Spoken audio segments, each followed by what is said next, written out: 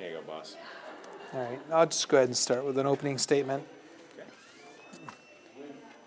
I think just looking back on the entire weekend, you always want to start off hot in conference. Going up and being up with 2 wins is a nice way to start. I thought that in this match, I thought, it was weird because I looked at the scoreboard and I felt like we should be winning by more than what we were winning. And I looked at the stat sheet and I felt like we were winning by more than what we were winning. I thought that Temple just did a great job of scrapping and making plays that maybe don't show up on the score sheet, but they show up on the scoreboard. And that's exactly what happened. In terms of just how consistent we were, I thought this was probably one of our more consistent matches of the year. I don't know that we were great at any time, but I thought we were really, really good most of the time. Then we had a couple dips where we weren't so good, but we came right out of it, and I think that's a sign of a maturing team. It's something that I challenged this team to do a few weeks ago, was we want to grow up in those areas. We don't want to be down. And it was a little bit disappointing in that third set with one server back, and she goes and she reels off 5 in a row. That's just not where we want to be. So, but we were able to settle down and climb back out of that, and I thought that wasn't, I thought that we were able to come back from that. That's what I was going to ask you about, was how to finish matches, because there was a rough spot there late in the third, and you guys rattled it off, because I think they were the first to 20, weren't they? And then you guys came Yeah, right they back. were. They were the first to 20.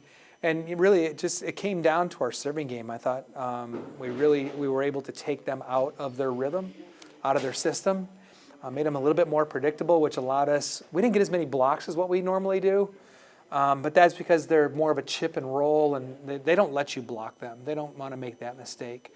But our serve limited some of their options, and so we were able to get 3 blockers on 2 hitters, and we didn't get a lot of blocks, but we got a lot of really good touches that we were able to then turn around and convert quickly into points. So I really think that's what happened at the end, is we were just able to convert some points because of good serving. There's just something about conference play. You can see the intensity ramp up a little bit, don't you? Yeah, there's no doubt. I mean, because in conference, it doesn't really matter if you're 1 or if you're at the bottom. I mean, anything can happen. I mean, you saw what happened in here Friday night against UConn, and I saw a great UConn team on film. And then we go and we play really well, and the scores were what the scores were. Then UConn goes into USF, who I think is pretty good, and beats USF 3-0. So it doesn't matter who you're going to play, home or away. It's just going to be brutal. Teams know each other, coaches know each other, tendencies. You have a lot of time to prepare for an opponent during conference, so that makes the volleyball that much more intense and that much tougher. Did you have different strategies this game? I saw there was a lot of tipping, different. Yeah, we really did want to mix it up just a little bit. We wanted to make sure that we got our middles the ball a lot more. I thought that was a big goal for us, and for Lachey Harper to go out there, and she hasn't started very many matches, hasn't had a lot of chance to play. But with Catherine Westlich out, and hopefully she'll be back soon, but with her out, Lachey had an opportunity to go in this weekend, and I thought Lachey absolutely killed it. 2 matches in a row, she went out and hit for huge numbers, blocks, numbers, and then really, that's what we need. We need 3 middle blockers that we can interchange and have that kind of depth, just like the football team at quarterback. I mean, you want to have middle blockers that you can go out there and interchange, because that is the most exhausting position on the floor. And so I was really proud of Lachey for going out there and being able to contribute to the team like that. And, in terms of mixing up the speed of the attack, teams are getting used to us being very powerful, so they're sitting back and they're letting the ball come to them.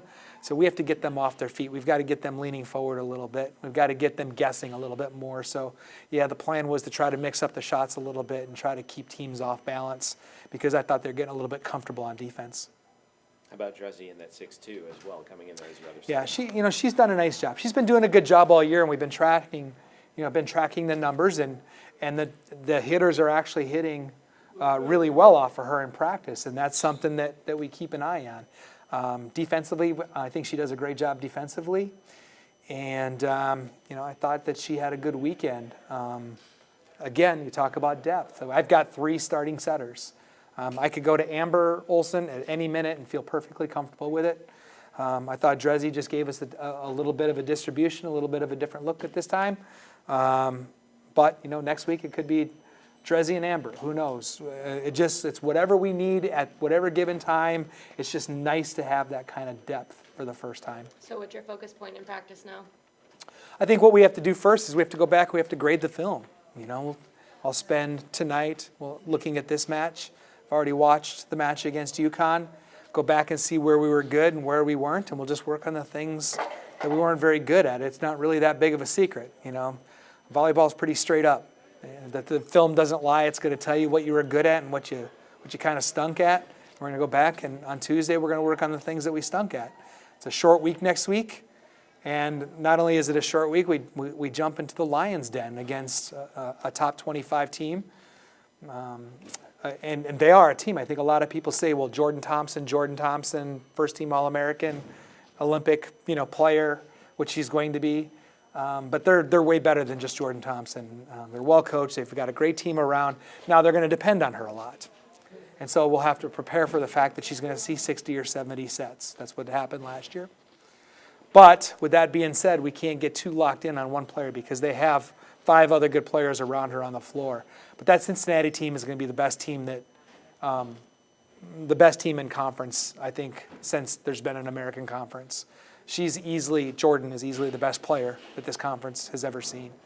And so we have to get ready to go into their place and have to play them in their new arena. And then turn around, this is the worst road trip in conference, to have to play them and go all the way down to Raleigh and play East Carolina as scrappy and in your face and tough-nosed and hardcore. And I mean, it's just a team that just tries to get under your skin and play tough and makes you scrap against them.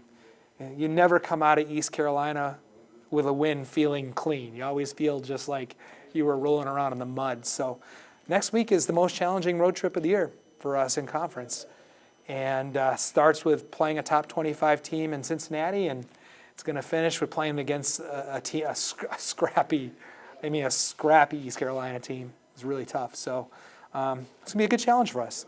That's why I played a tough preseason schedule, though. That's why we scheduled who we scheduled. We wanted to be ready for matches like this. So when we're walking in, our eyes are not big. We're walking in knowing that we can run with them. We can be in there with them. There's no reason why we can't, play a close game to 20 and see if we get the breaks at the end, just like we did in that third set right there. The Cincinnati match on Friday, football's playing there in Cincinnati, so you might get some black and gold in the stands there. Well, hopefully we'll have some fans that cross over that stop and come watch us play, because that's a huge match for us and huge match for them too. So yeah, hopefully there'll be a little bit of a crossover. Team's begging me. I mean, they're pleading to be able to go to the football game. But I'm reminding them that it's a business trip for us. We've got bigger fish to fry. That's Cincinnati and ECU next week. Get to enjoy this win, and then we go back to being 0-0 again and on the hunt to be 1-0 one more time. Well, good luck. Thank you. Thanks, Todd. Thank you. No, thank you. All right. Thanks a lot, you guys. Appreciate it. Appreciate it. Okay. All right.